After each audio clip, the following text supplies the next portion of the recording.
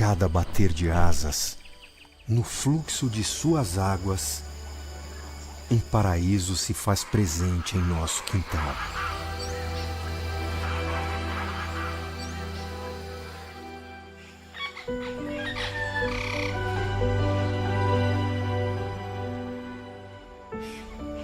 Esse é o nosso Pantanal.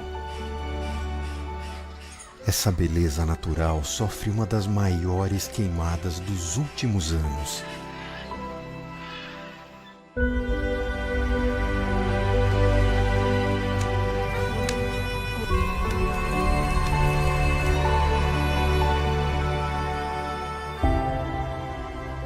Não faça queimadas, preserve nosso Pantanal. Oi, crianças, tudo bem? Como vocês estão? Espero que todos estejam bem. Hoje vamos dar continuidade ao nosso capítulo e vamos falar sobre o sistema genital feminino. Como vocês sabem, assim como o sistema genital masculino, vai ser produzidos nesse sistema os gametas e os hormônios, tá? Mas é nele também em que o ser humano vai ser desenvolvido, ou seja, vai passar as suas primeiras etapas. Aqui na página 208 do livro de vocês vai estar falando sobre o que o sistema genital feminino é composto, de que ele é composto. De início vai ter um par de ovários, que vai ser o local em que vai abrigar os gametas e hormônios também, como é o caso da progesterona e do estrógeno. Duas tubas uterinas que vão ser os locais por onde esses gametas vão passar quando eles estiverem indo, para o processo de reprodução, de fecundação. Vai ter o útero, que é o local que vai abrigar o zigoto para ter início ao desenvolvimento humano, e a vagina, que é o órgão que recebe o pênis durante, o processo de reprodução. E, de início, por onde também vai passar o bebê de forma natural. Pode acontecer, dessa forma, porque sim, esse órgão tem essa capacidade. Em alguns casos, vai ser mais complicado, por isso que vai ter aquele processo que vocês conhecem, que é a cirurgia, para a retirada do bebê. Pronto. Aí aqui na página 209 vai ter um pouco falando sobre os órgãos que ficam no exterior da vagina, Porque temos os órgãos que ficam no interior e os órgãos que ficam no exterior.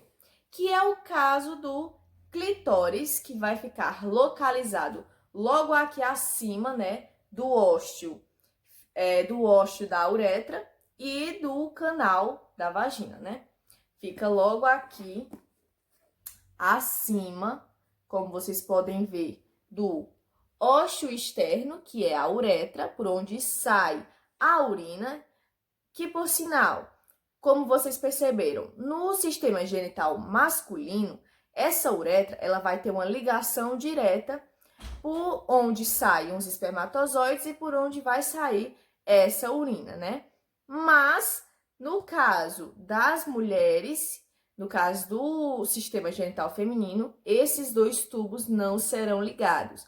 Vai ter o local por onde sai a urina e o local o ósseo da vagina, o local mesmo da abertura da vagina. E para proteção desses locais, vão ter os lábios menores, que vão ficar aqui, ao redor da vagina e da uretra, e os lábios maiores, que vão ser a proteção, de todos esses órgãos. Aí aqui na página 212, vocês vão ver em relação à produção dos ovócitos, tá? O ovócito humano, ele tem um formato esférico e ele é muito grande em comparação ao espermatozoide, tá? Como vocês podem ver aqui na imagem da página 212, vocês podem ver o ovócito, tá? E o espermatozoide aqui, tentando penetrar esse ovócito. E esse processo, tá, pessoal, ele vai ser o processo em que vai ocorrer, em que a partir daí é que vai se formar o óvulo, tá? O óvulo que vai se desenvolver e se tornar um ser humano. Esse processo, né, de início dos ovócitos, ele vai acontecer graças àquele processo que eu já expliquei para vocês da meiose, tá? E o início desse processo é desde o feto, por exemplo, esse processo vai acontecer na questão do desenvolvimento do feto, quando ainda não se tornou um feto, quando vai se tornar esse feto.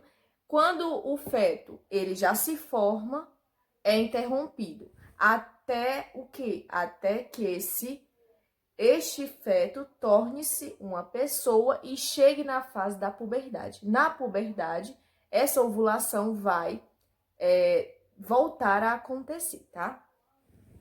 Pronto. Aí, no início da puberdade, os hormônios vão começar a se desenvolver e vão começar a produzir esses ovócitos, né? No caso das meninas. Ovócitos secundários.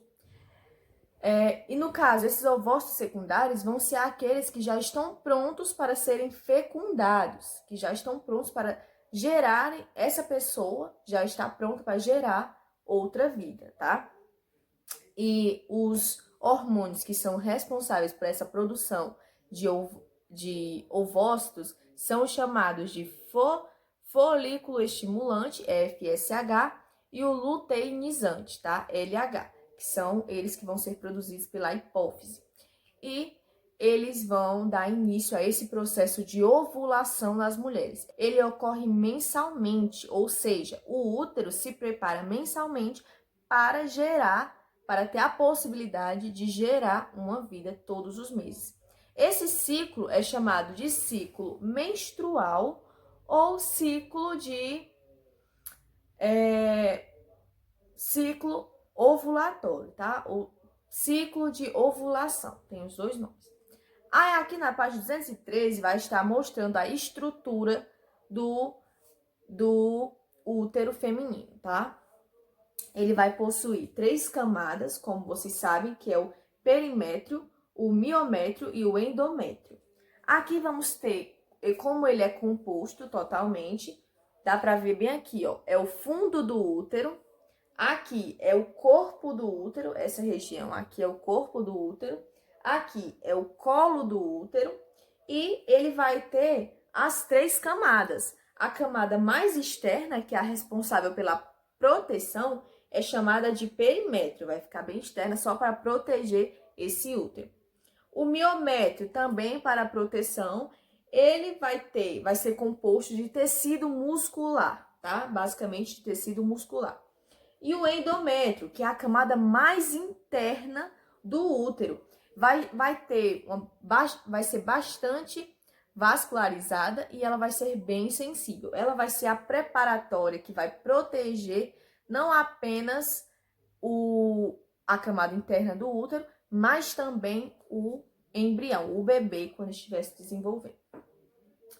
Pronto.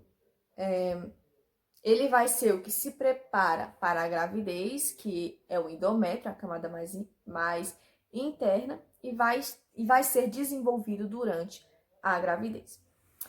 Esse endométrio vai passar por diversas modificações durante o ciclo menstrual feminino. Vai passar por diversas modificações. Ele vai se adaptar tanto para a questão de quando estiver a fertilidade, quando a mulher estiver fértil, como também vai se modificar quando a mulher estiver em processo de gestação ou quando a mulher estiver passando pela menarca, né, que é chamada a primeira menstruação. No caso, ele vai se desenvolver durante todo esse ciclo feminino, tá?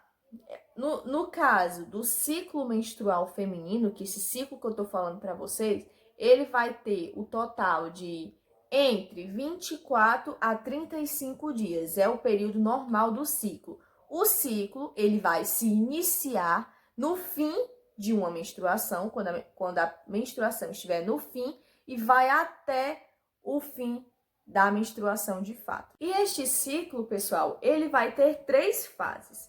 A fase pré-ovulatória, que é quando Os óvulos, os ovócitos, ainda estão se desenvolvendo dentro do ovário, quando os ovócitos ainda estão se desenvolvendo, tá? Aqui dentro do ovário, antes da ovulação de fato. Nessa etapa, o estrógeno estimula o desenvolvimento do endométrio, o qual aumenta de espessura e se torna ainda mais vascularizado. Determinadas células do ovário retomam seu desenvolvimento e uma delas origina o ovócito. Ou seja, ele ainda está, se desenvolvendo. Aqui a fase pós-ovulatória. Essa fase se inicia após a liberação do ovócito. Assim que o ovócito é liberado e ele vai para os tubos, os tubos uterinos, essa fase vai ser chamada de pós-ovulatória, que é quando ele já foi liberado, ele já está aqui nos tubos. Nessa etapa, o endométrio chega ao máximo de sua espessura. A manutenção do endométrio espesso ocorre principalmente por causa da ação do hormônio progesterona. A fase pós-ovulatória dura cerca de 14 dias. 14 dias essa fase vai durar, tá? E vai ter aqui, por fim, a terceira fase, que é a fase menstrual. No caso, essa fase menstrual vai ocorrer quando esse ovócito não for fecundado. Então, toda vez que o ovócito não for fecundado, significa que a pessoa não vai gerar o feto e o ovócito vai ser liberado, tá? Pela menstruação, no caso. Nesta fase, parte do endométrio é eliminada do corpo, parte desse endométrio, o que resulta no sangramento facilmente perceptível pela mulher. Junto com parte do endométrio e com o sangue, o ovócito não fecundado é eliminado. Contrações fracas do miométrio ajudam o útero nessa eliminação. O material expulso durante a menstruação sai do útero, passa pela vagina e é eliminado para o exterior do corpo feminino.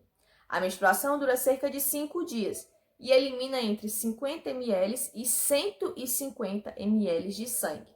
Depois dela, o endométrio torna-se menos espesso e o ciclo recomeça. Tá? Pronto. Aí, a primeira menstruação, como eu falei para vocês, é denominada de menarca e ela acontece por volta dos 12 anos de idade. Não precisa ser necessariamente nesse período, mas é uma coisa comum de acontecer nesse período, tá? Esse ciclo, ele vai até, normalmente, os 50 anos da mulher. E foi isso, crianças. Eu espero que vocês tenham gostado. Agora, abram o livro de vocês na página 218, 219 e 220. Façam essas atividades e qualquer dúvida vocês podem me falar comigo. Obrigada pela atenção de vocês.